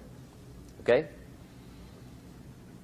We take 2.5 hours on the weekend for the whole 10-year plan. We don't have time for that tonight. But let me get you started with a little simple formula Mr. Schoaf gave me. And maybe this will be helpful. First of all, I've divided goals into 2 parts. First is long range. Long range goals. That's your dreams. Your dreams for the next 3, 5, 10, 20, 30, 40 years. Actually, the rest of your life. Your dreams. You've got to keep dreaming. Ronald Reagan, president, said to the joint session of Congress a few weeks ago, the Republic is a dream. And if we don't keep dreaming, we will lose the Republic.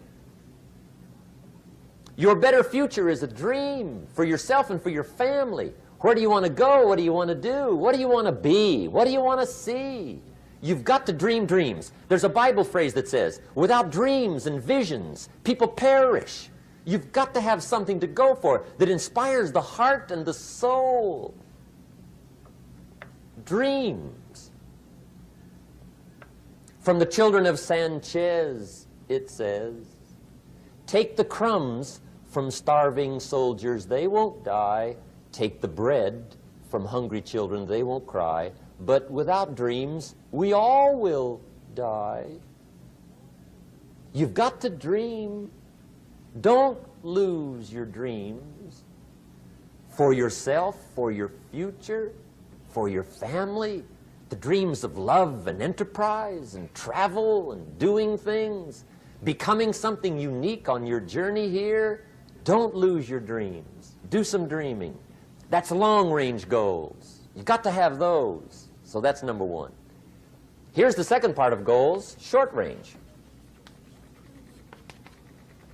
Short-range goals. That's your goals for tomorrow, this week, this month, this year, the immediate future.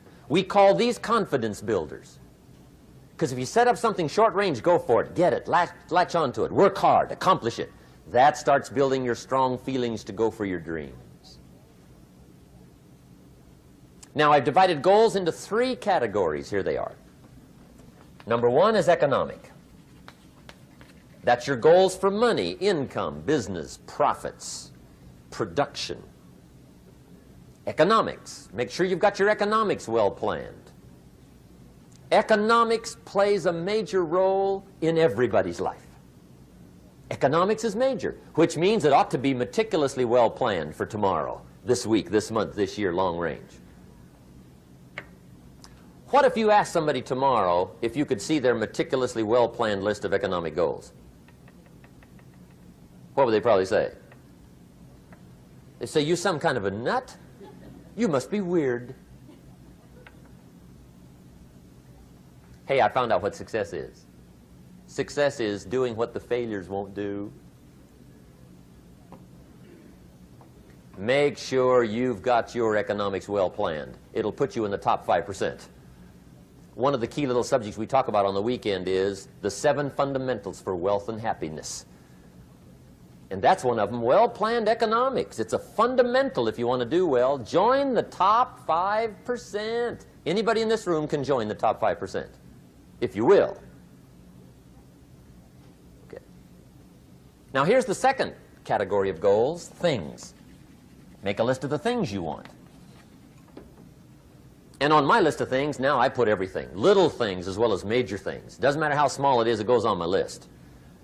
I used to just put major things, cars, homes. I don't do that anymore. I now load my list with everything. Everything. And the reason is, part of the fun of having a list is checking it off. That's it. Boy, at the end of the day, if you can go, got it, got it, got it, got it, got it, got it, whatever it is, right? You get into the habit. So load up your list, the things you want. Now, when you check off something major, celebrate. That's an important point to make. Celebrate your achievements. Live it up. Have a party when you reach something you've worked for a while. See, we all grow from two experiences. One is called the pain of losing. The other one is called the joy of winning. We need both of them. Amplify them as much as you can, which also means make losing painful. If you set up something, fooled around, didn't get it, put it on yourself. On the other side, if you did get it, congratulate yourself. Self-congratulations is a sign of maturity. Seeking congratulations is a sign of immaturity. But hey, winning and losing, see, that's what it's all about. That's the name of the game. Now, some people lead such mediocre lives, at the end of the day, they don't know whether they're winning or losing. They got no clue. Guy's just going through the day with his fingers crossed. There's a better way. Okay, here's the third category of goals, personal development. Put those goals together. Personal development goals. That's your goals to be stronger, more decisive, be a speaker, be a leader, learn a language, all kinds of skills. Okay? The whole weekend seminar was designed to improve all your skills so that you walk away more skillful. And that's what you want, the personal development skills. That's what attracts, that's what brings good things to your life, the person you become more skillful. Now, this is quite a package to work on. Economics, things, personal development. For tomorrow, this week, this month, this year, long range. Okay? That'll get you started.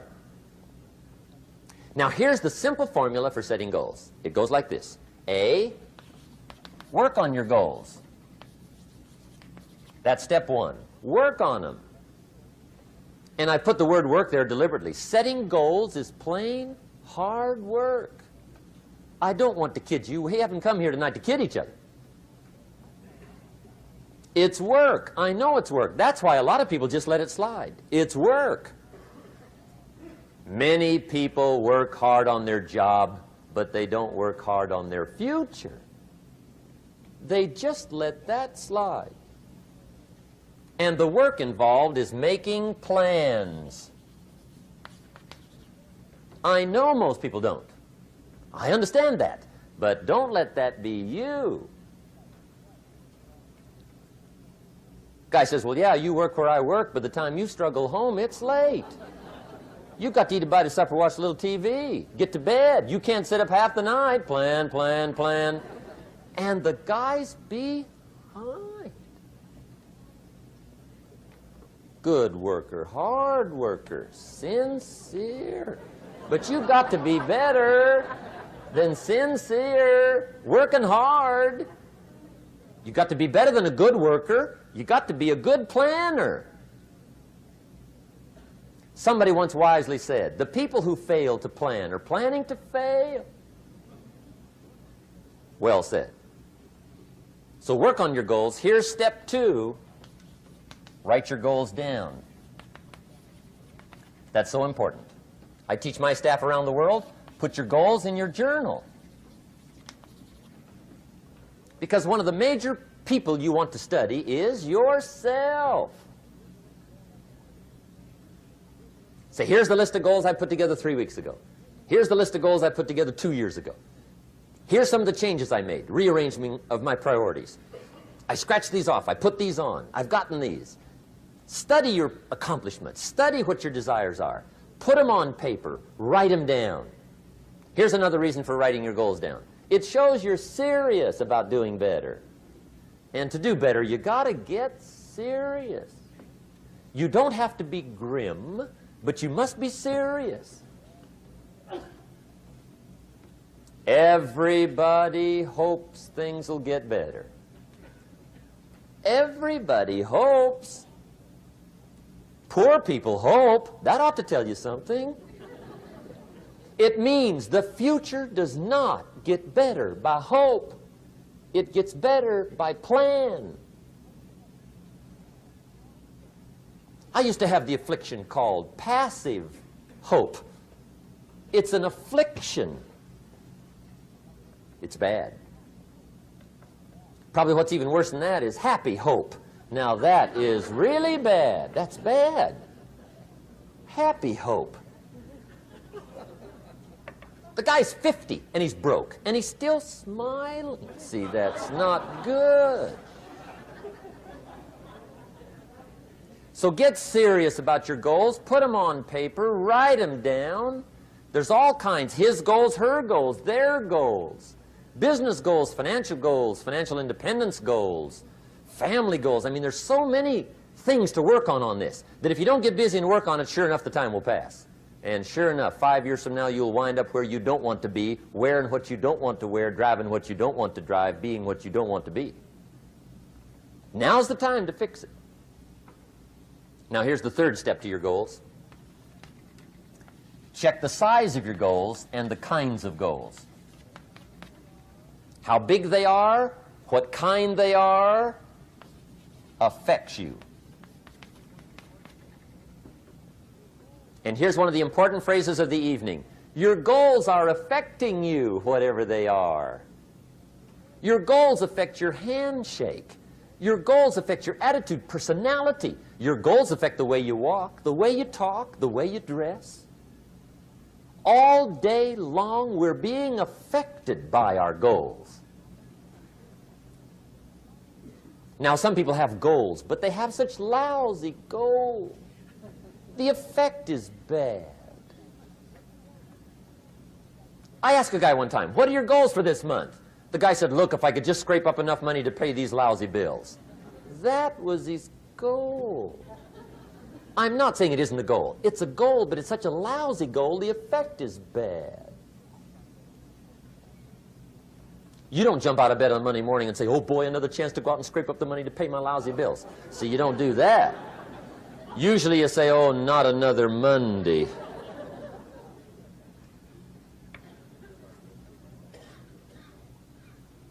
And some people have so given up on life, they have joined the thank God it's Friday club.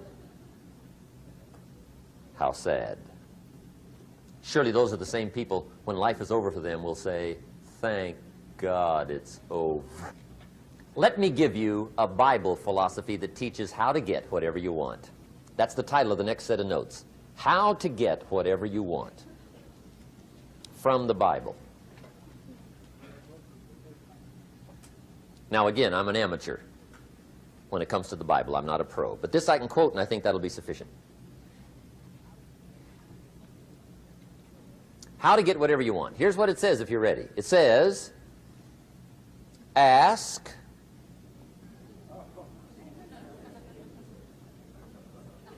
that's it. End of notes. Ask. If there's one art in life to learn extremely well, that's got to be one of them. The art of asking. What does ask mean? Ask means, what do you want? And the formula is staggering. It says ask and what? A guy ought to look into that.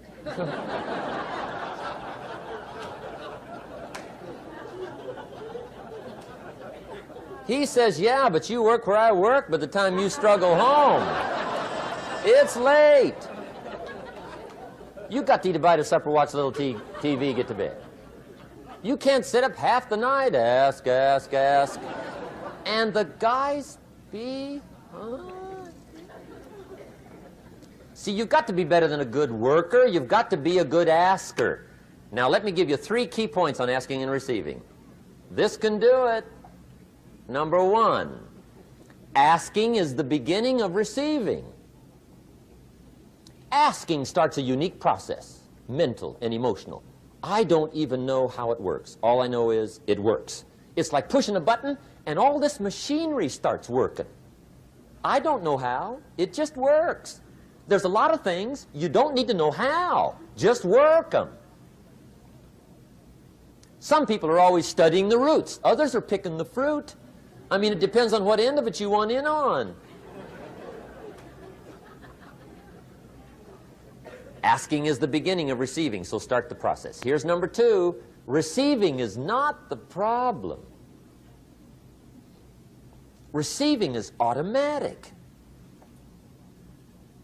Now, if that's true, receiving is not the problem, what's the problem? Failure to ask might be one of your major problems. I don't know. Check it out. The guy says, oh, now I see it. I got up last year and hit it every day, but there's not a scrap of paper with my goals on it. Good worker, poor asker. So you've got to change that. Here's number 3. Receiving is like the ocean. There's plenty, especially in California. It's like an ocean here.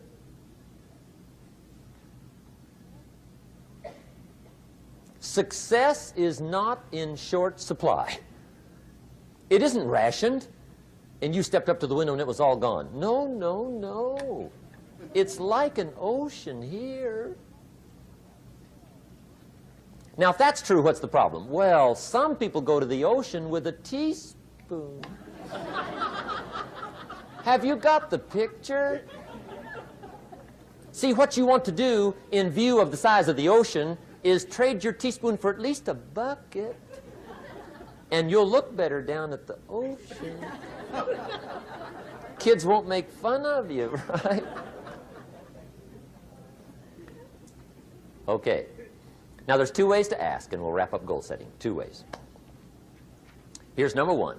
Ask with intelligence. It didn't say ask intelligently, but I'm sure it meant that. Don't mumble. You don't get anything by mumbling. Be clear. Be specific. Intelligent asking means how wide, how high, how soon, when, what size, what color, how much. Define what you want and describe what you want. That's powerful. In the weekend seminar we teach, goals become like a magnet. They pull you that direction. And the better you describe them, the more they pull.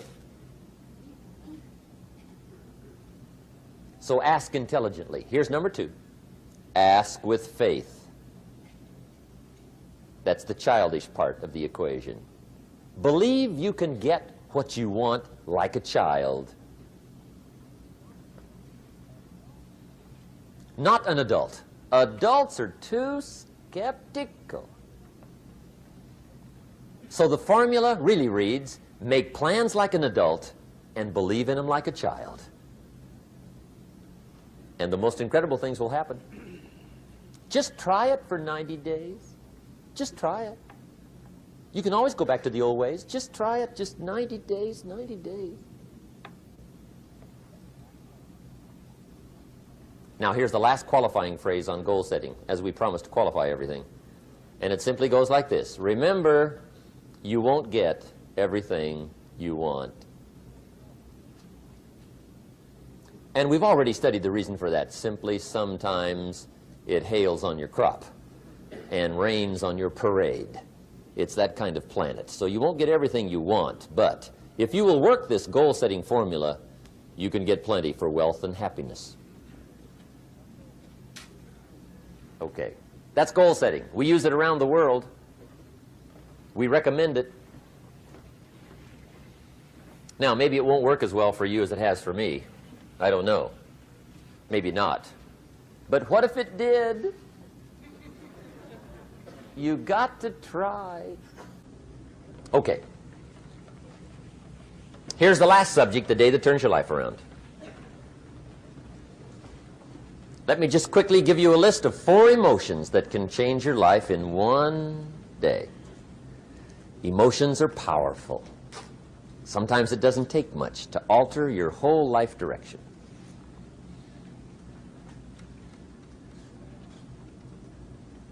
Okay, here they are. Number 1, disgust. Powerful emotion. Disgust says, I have had it. See, that could be the day. The day you can say, I've had it. And whether you've had it with something small or something major, the day you can say, I've had it, may not be the day it ends, but the day it begins. That's what I said when that little Girl Scout left my door when I'm 25. I give her the big lie, she leaves, I say, I don't want to live like this anymore. I've had it with lying and being broke. Powerful day. The man's finally had it with mediocrity. He's had it with being a loser.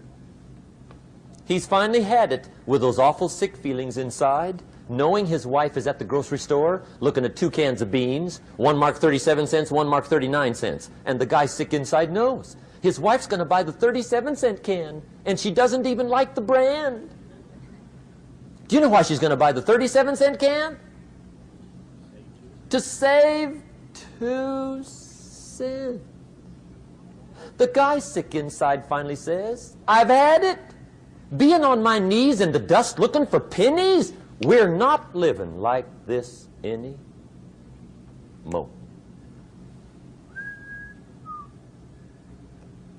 Could be the day that turns your life around. The day you can say, I've had it. He walks into his closet and rips everything in it to shreds and says, I've worn this embarrassing stuff for the last time.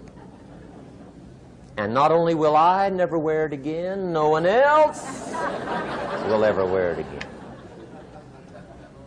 Commit an act that says, I've had it.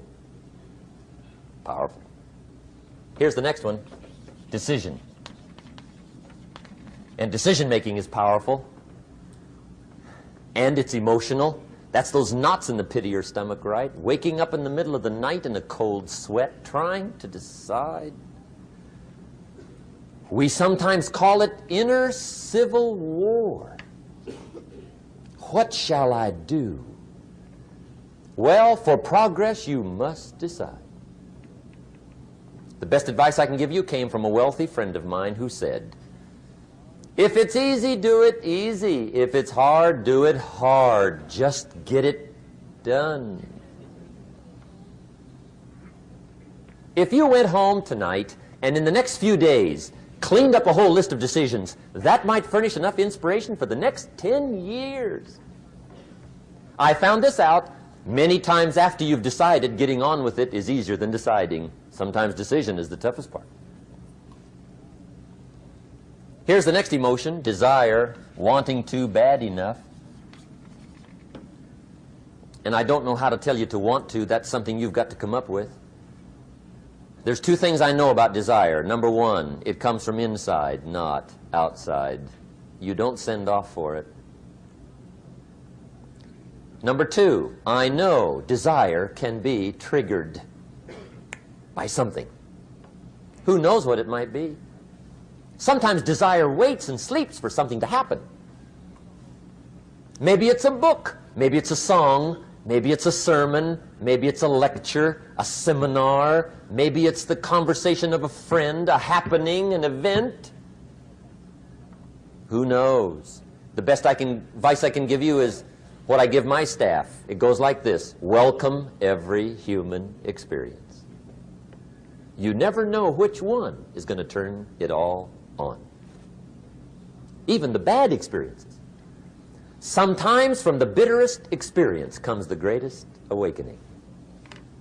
So let down the barriers, take down the walls. The same wall that keeps out disappointment keeps out happiness. Let life touch you. Don't let it kill you, but let it touch you. Here's the last one. This one's powerful. Resolve. Resolve says, I will. Two of the most powerful words in the language. I will. Benjamin Disraeli once said, nothing can resist a human will that will stake even its existence on the extent of its purpose. Shortly put, I'll do it or die. See, that's powerful. That could be the day that turns your life around. The world has a strange way of stepping aside when somebody says, I'll do it or die. The man says, I will climb the mountain. They've told me it's too high, it's too far, it's too rocky, it's too difficult, it's never been done before, but it's my mountain, I will climb it. Pretty soon you'll see me waving from the top. Or dead on the side, because I ain't coming back.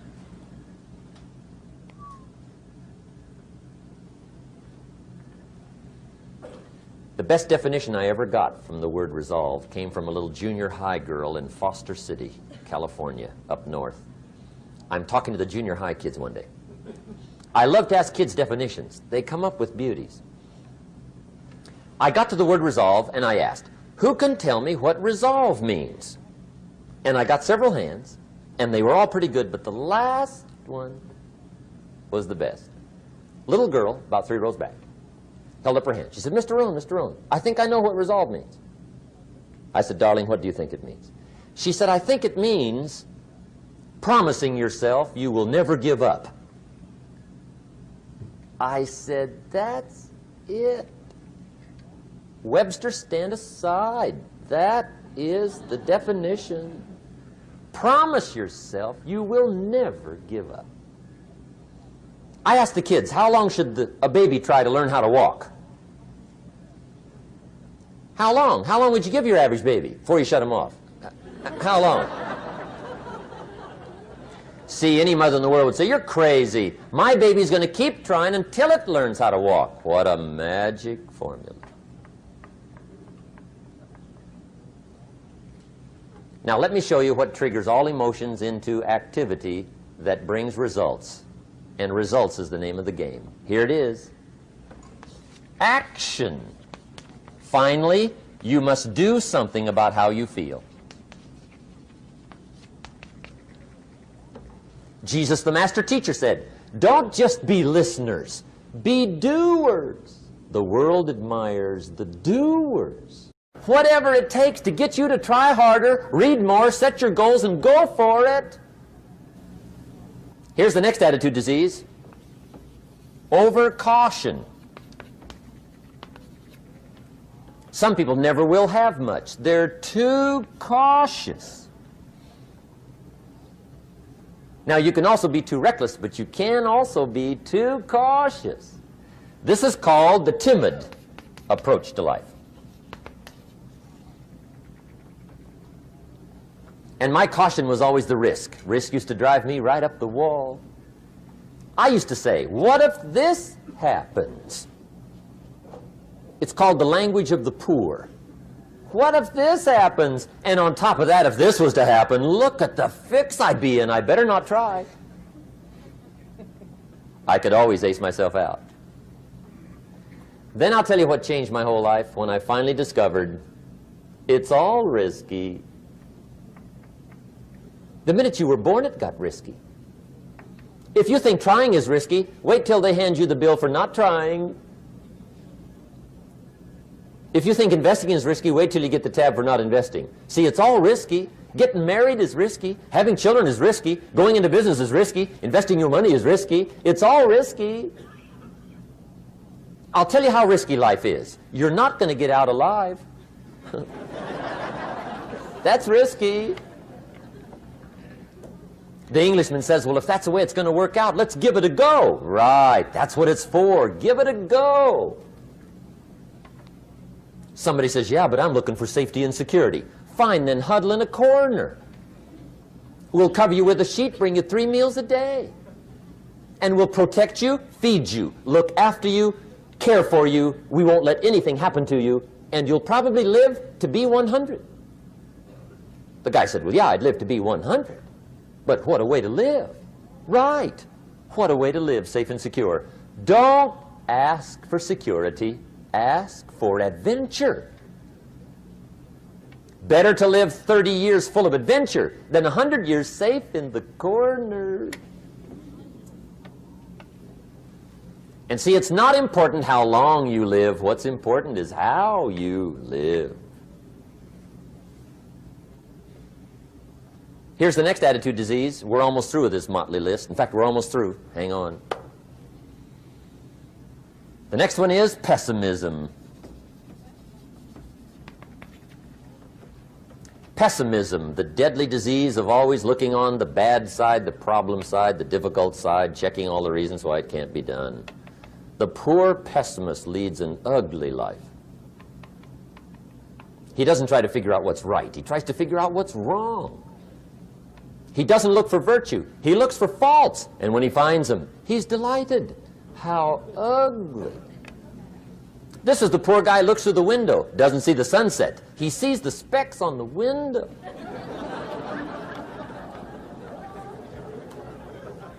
And this is the poor guy, right, who rushes up, takes such leave of his senses. This guy rushes up and he says, I've got 5 good reasons why it won't work.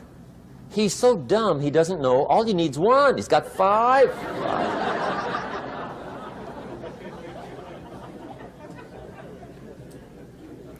To the pessimist, the glass is always half empty. To the optimist, the glass is half full. Why would the same measure affect people 2 different ways? Answer, it all depends on how you look at it. Our lives are mostly affected by the way we think things are, not the way they are. The way we think they are affects us most. There's a subject we don't have time to get into tonight called better thinking habits. One of the major things Shove taught me when I met him, he said, poor thinking habits keeps most people poor. Not poor working habits. Most people work hard, but they don't think hard. And Shove taught me that the mind is like a factory, a mental factory. And whatever you think about all day long pours ingredients into this mental factory. And that's what builds the economic, social, financial fabric of your life. He quoted me a Bible phrase that says, as you think, so you become.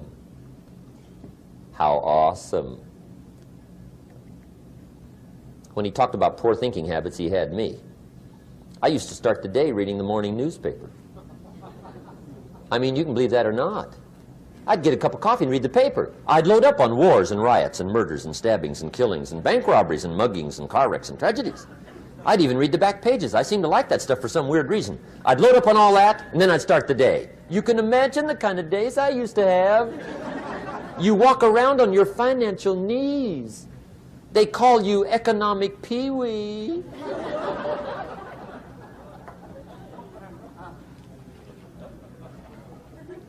The guy says, I want to be a great leader. Wonderful. The first thing we do is follow him to his house. When we get there, we walk in and check his library, number 1. Somebody says, well, why check his library? The reason is because what a man reads pours massive ingredients into his mental factory, and the fabric of his life is built from those ingredients. You would not believe what some people have got in their house to read. You would not believe. One of the best dressed up words I know for a lot of it is trash. Can you imagine dumping a barrel of trash into this mental factory every day and coming out with a rich, dynamic, positive life? It can't be done. You might as well try making a cake with cement.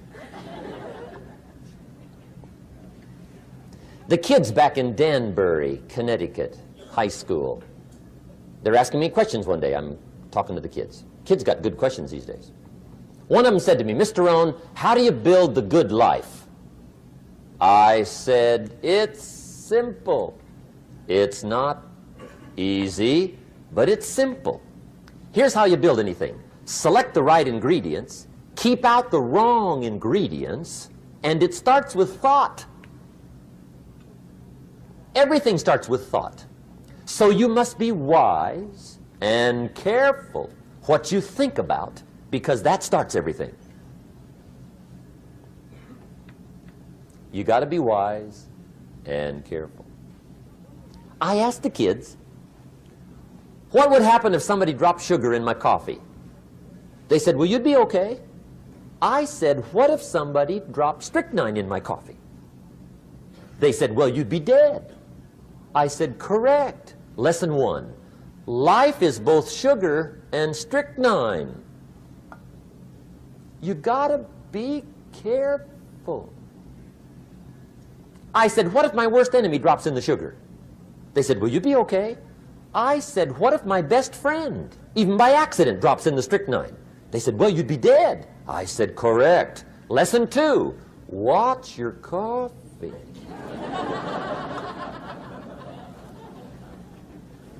You got to be careful. See, it doesn't matter who hands you the bad stuff. It doesn't matter where you get the bad stuff. It'll still do its damage on your bank account, wherever you get it. Mr. Schoaf gave me one of the greatest phrases when I first met him, when he said, Jim, every day stand guard at the door of your mind. How important. Stand guard at the door of your mind. And you decide what goes into your mental factory. Don't let anybody just dump anything they want to in your mental factory, because you've got to live with the results. Okay, here's the last disease, and we're through with this list. In fact, we're almost through. Hang on. The last subject is very brief. The last disease, but this one is deadly.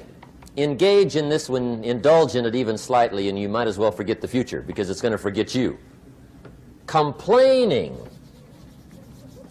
crying, whining, griping, a Bible word called murmuring. See, that'll ace your future. Spend 5 minutes complaining, and you have wasted 5. And you may have begun what's known as economic cancer of the bone. Surely they will soon haul you off into a financial desert and there let you choke on the dust of your own regret. I hope I said that well, so you won't forget. It's a deadly disease. If you don't think it's bad, ask the children of Israel of Old Testament fame. Typical of us all, their story just happened to get in the book. Story says, children of Israel were slaves. God performed a series of dazzling miracles and got them out. And now they're heading for the promised land. Remember the story? Heading for the promised land. Tragedy of the story, they never got there. Reason. From day one, they started to complain. They griped about the water. They griped about the weather. They whined and cried and griped about the food. They griped about the leadership. They whined and cried because it was too far, too cold, too hot, too difficult, too miserable. I mean, they whined and cried for years. Finally, God said, I've had it, trip canceled. Or something like that. The story says, they died in the desert, never got to the promised land. Which I think means 2 things. Indulge in this long enough, you get your future canceled. And I guess it also means even God himself can only take so much.